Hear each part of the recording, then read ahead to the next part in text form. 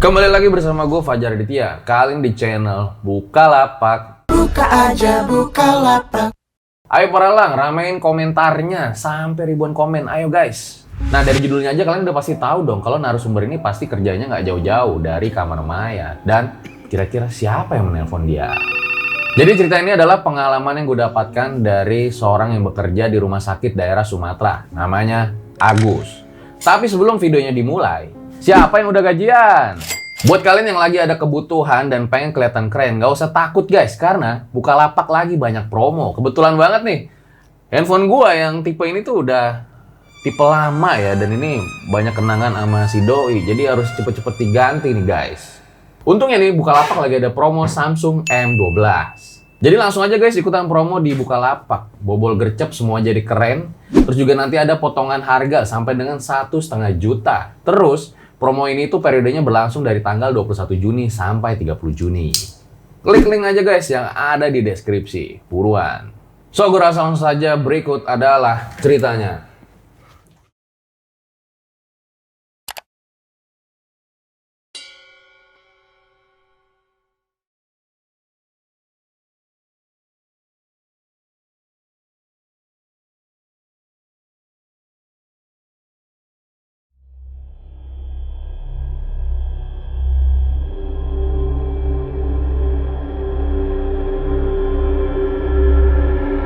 Kejadian ini terjadi di tahun 2016, dialamin sama Agus. Jadi Agus ini adalah seorang pemuda usianya 25 tahun. Nah, tiap hari itu dia kerjanya serabutan, kadang bantuin tetangga, kadang ngecat, kadang dia benerin genteng juga. Intinya sih, yang penting dia bisa ngasilin duit dan halal. Agus punya 2 saudara, nah jadi dia tuh anak pertama, adanya itu masih sekolah. Jadi dia tuh harus bantu-bantu perekonomian keluarganya yang emang sangat sederhana. Jadi dia mulai tuh kirim-kirim lamaran kerjaan, tapi sayangnya belum ada satupun yang manggil dia. Sampai-sampai ranah rumah sakit pun dia kirimin lamaran kerja. Hingga hari itu tiba, Agus pun diterima kerja di sebuah rumah sakit ternama di daerah Sumatera. Agus diterima sebagai penanggung jawab di ruang jenazah. Jadi tugasnya tuh kayak menerima, memastikan, mengurus jenazah yang ada di rumah sakit tersebut. Alhamdulillah, akhirnya keterima kerja juga. Nah, karena rumah sakit itu letaknya cukup jauh dari rumah, mau nggak mau nih, si Agus harus cari kosan. Siapa di sini yang anak kos? Mulailah tuh hari pertama Agus bekerja sebagai penanggung jawab jenazah. Ya udah pastilah, kerjanya itu di kamar jenazah. Dan ternyata pekerjaan Agus ini memiliki waktu lembur yang lumayan lama. Ya karena nggak ada yang tahu musibah itu kapan tibanya. Bisa malam, bisa pagi, bisa siang. Tapi yang nggak boleh ngeluh, di luar sana itu masih banyak orang nyari kerjaan tuh belum dapet. Agus berpikir yang penting dia harus bersyukur. Beberapa hari berlalu, Agus masih butuh waktu adaptasi. Kadang juga dia kerja sendirian tuh sampai larut malam. Karena yang ngejar lemburan itu, sementara teman-temannya udah pada pulang duluan. Jadi sistem kerja Agus ini kadang dia bantuin karyawan lain, ya lumayan lah buat ongkos. Jadilah tuh dia akhirnya kerja sendirian. Walaupun si Agus ini laki-laki, tapi tetap aja. Kalau berhadapan dengan jenazah, dia kadang suka merinding. Hari ini tepat 1 minggu nih Agus kerja di kamar jenazah. Jadi tugasnya dia itu kayak nginput data lah tentang data-data jenazah yang masuk dan jenazah yang udah keluar. Nanti dia bikin laporan gitu dikasih ke atasannya. Kerjaan Agus sendiri ada 2 shift ya. Shift pagi itu dari jam 7 pagi sampai jam 3 sore. Nah, shift yang malam dari jam 3 sore sampai jam 11 malam. Dan itu pun belum termasuk lembur. Agus ditemenin sama 2 orang tuh kalau lagi shift pagi. Namanya Edo sama Ulum. Nah, kalau yang shift malam dia ditemenin sama Udin dan Abdul.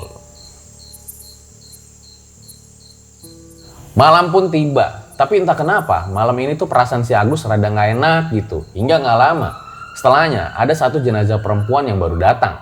Agus sempat kaget tuh ngelihat jenazah tersebut karena ada darah yang sampai merembes ke kain penutupnya.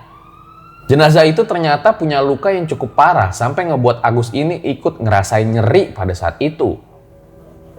Dan kalau diperhatiin lagi sama si Agus, jadi darahnya itu sebagian kayak udah mengering gitulah. Sementara wanita itu kelihatannya masih muda kalau menurut Agus. Innalillahi, ya ampun. Agus merasa sangat iba dengan kondisi jenazah wanita tersebut. Ini pasien meninggal kecelakaan apa gimana, Pak? Celakaan, Gus. Menurut saksi sih kayak sengaja diserempet gitu. Keadaannya benar-benar memprihatinkan, wajahnya memar, ada bekas darah di dahi, juga tangan dan kakinya penuh luka. Selesai Agus mengurus jenazah itu, dia langsung pergi tuh dari ruangan jenazah. Tapi baru aja dia duduk, tiba-tiba handphonenya bunyi. Dan ketika handphonenya diangkat, ada suara samar dari seberang.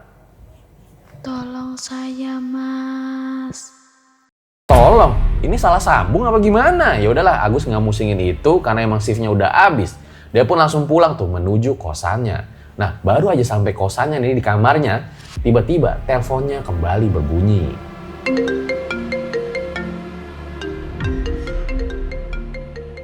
Tolong saya, Mas. Kenapa malah pergi? Lah, siapa sih ini? Di situ bingung bener-bener Agus. Ditambah lagi suara dari wanita itu kayak serem banget ya. Kayak orang-orang lagi kesakitan. Dia mikir lagi, perasaan dia nggak ada salah sama siapa-siapa dah. Kok dia diteror atau dikerjain kayak gini? Dan di malam itu, Agus beberapa kali mendapat panggilan dari nomor telepon yang sama sekali dia nggak kenal. Karena kesel, si Agus langsung matiin handphonenya, lalu tidur. Tapi ternyata gangguan di malam itu belum selesai.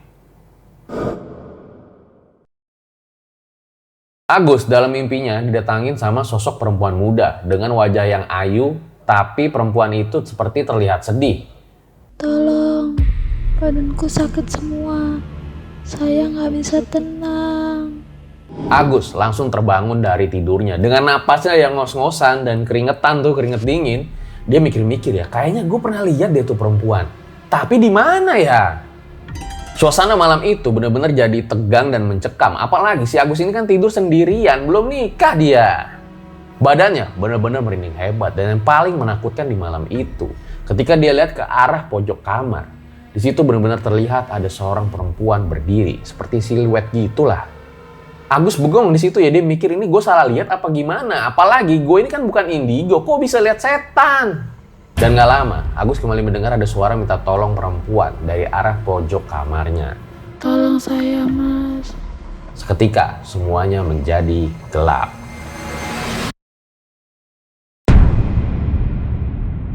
Keesokan harinya, Agus kembali kerja seperti biasa. Tapi kejadian kemarin itu benar-benar bikin dia shock. Siangnya, si Agus ini langsung ngecek lagi ke dalam kamar jenazah. Pengen lihat tuh jenazah yang perempuan. Buat mastiin aja ya, jangan-jangan yang kemarin datang itu jenazah perempuan yang ini lagi. Agus jalan perlahan menuju jenazah itu. Dan ketika dia menyibak kain putih yang digunakan sebagai penutup, betapa terkejutnya Agus. Kalau ternyata wajahnya itu sama persis dengan yang datang di dalam mimpinya. Tangannya tuh sampai gemeteran ya, dia langsung nutup lagi jenazah, dia buru-buru tuh balik ke pos penjagaan. Dia benar-benar heran dan bingung ya, baru kerja seminggu kok udah ada aja sih gangguan-gangguan kayak begini. Dia inget-inget lagi ya, kalau wajah perempuan itu benar-benar sama persis nih kayak yang datang ke mimpinya yang semalam. Apa itu juga yang ada di pojok kamarnya? Ya entahlah. Karena dia frustasi sekaligus penasaran, dia langsung tuh coba ngecek data dari perempuan itu, hingga akhirnya dia menemukan nama dan tempat tinggalnya. Sayangnya pihak rumah sakit ini belum bisa menghubungi pihak keluarganya karena emang ponsel dari korban itu kan juga kecelakaan. Jadi membutuhkan waktu yang lebih lama lah kira-kira. Karena pihak rumah sakit itu harus mengkonfirmasi dulu dengan kepolisian sama desa tempat korban itu tinggal, yang mana cukup jauh ternyata lokasinya. Hari pun berlalu, menjelang sore Agus itu kayak masih ngisi-ngisi data tentang jenazah gitulah. Dan saat dia lagi sendirian, tiba-tiba handphonenya kembali bunyi. Dan tanpa memperhatikan nomornya, Agus langsung mengangkat telepon itu. Halo? Ada yang bisa dibantu? Sudah tahu saya, Mas. Tolong, Mas, tolong. Agus terdiam. Jantung itu langsung deg-degan, terus dia langsung keluar tuh buru-buru nyari Pak Udin, seorang senior di sana. Barangkali Pak Udin ini bisa membantunya. Di mana Agus ini benar-benar nggak tahan lagi dengan teror panggilan telepon tersebut.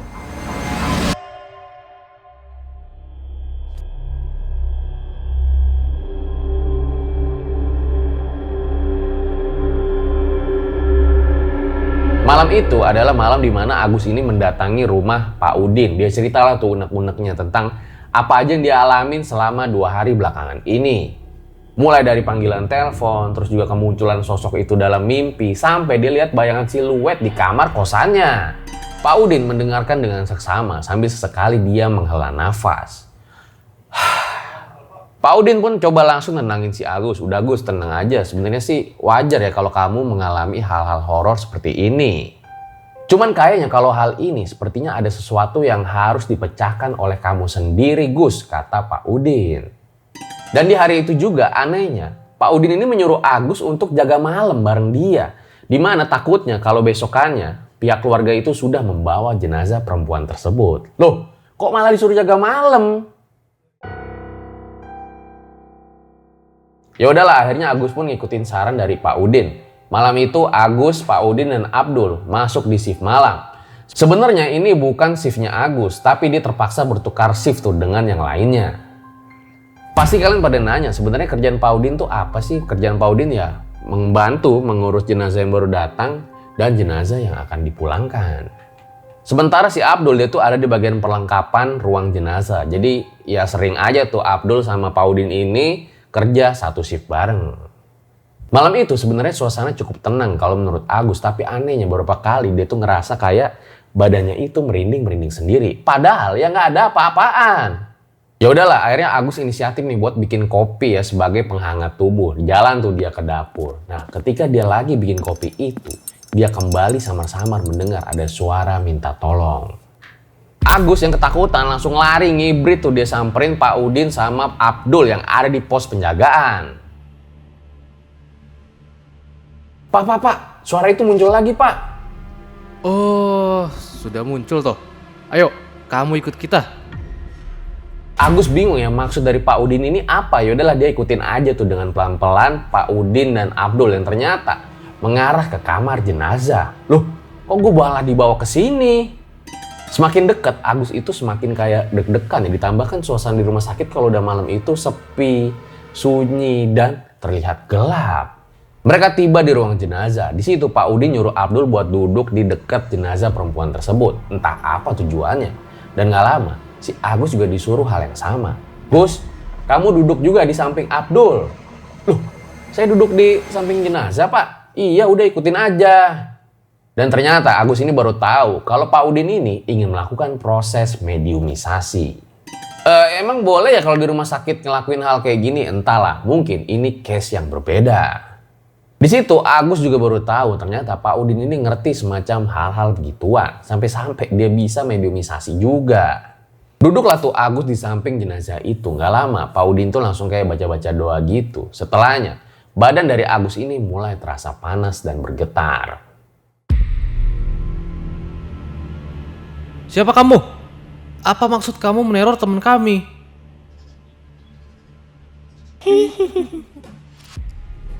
Tolong aku.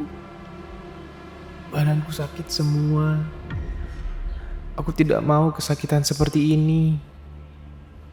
Lukaku kembali terbuka, sakit. Apa yang terjadi? Di jalan Merpati. Tolong datang ke sana. Tolongin saya. Emangnya ada apa? Ada yang sengaja jahil ke saya. Tolong biarkan pemuda ini membantu saya. Setelah proses mediumisasi selesai, Agus ini langsung dibantuin buat sadar gitulah sama Pak Udin. Sepertinya dia tahu nih maksud dari perempuan itu, di mana dia pengen minta tolong. Dan di malam itu juga, Agus sama sekali tidak diizinkan pulang oleh Pak Udin. Jadilah mereka menginap di pos penjagaan.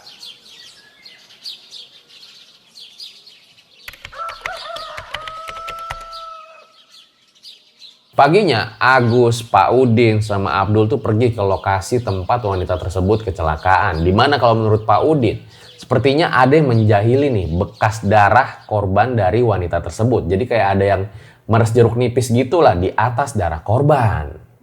Gak tahu ya ini tuh mitos atau gimana, tapi yang jelas kalau menurut Pak Udin, karena hal tersebut wanita itu jadi merasa kesakitan. Nah setelahnya, mereka pun membacakan doa di tempat tersebut sama-sama tuh lalu menyiram botol air di bekas kecelakaan itu. Setelah itu, beberapa waktu kemudian Agus juga ikut turut serta mengantar jenazah perempuan tersebut ke pihak keluarganya. Nah, setelahnya si Agus nih udah mulai tenang gitu lah, dia bisa tidur nyenyak di kosannya. Hingga beberapa waktu setelahnya, ketika si Agus ini lagi tidur di kosannya asik-asik, dia kembali memimpikan sosok wanita itu. Wanita itu datang dengan senyumannya, seakan ingin mengucapkan terima kasih kepada Agus. Nggak lama Agus ini terbangun dari mimpinya. Dia inget-inget lagi tuh, tadi gue mimpi apaan ya? Dan di situ dia tidak merasa takut lagi. Justru dia merasa lega karena bisa membantu wanita tersebut.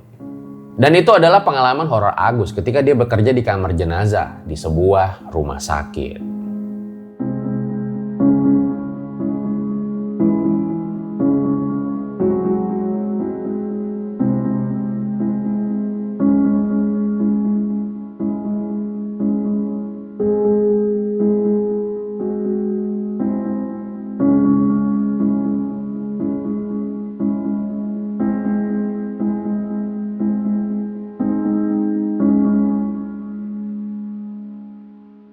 Itu dia guys, sebuah kisah yang dialami sama Agus ya, dimana ya itu dia suka duka bekerja di kamar jenazah. Gimana? Ada dari kalian yang pengen nantinya tuh bekerja di kamar jenazah? Boleh banget komen di bawah. Atau mungkin punya pengalaman horor juga seputar di rumah sakit, atau mungkin sama nih yang di kamar jenazah juga, komen di bawah. Gue rasa cukup demikian episode pada kali ini. Ayo para elang, komen yang banyak biar bisa ribuan di channel Bukalapak. Ambil baiknya, buang buruknya. Dengan adanya kisah-kisah seperti ini, jangan malah menjadikan kalian takut. Akan tetapi harus makin yakin dan percaya dengan kebesarannya. Gue Fajar Ditya, RJ5 undur diri. Ciao. Buka aja Bukalapak.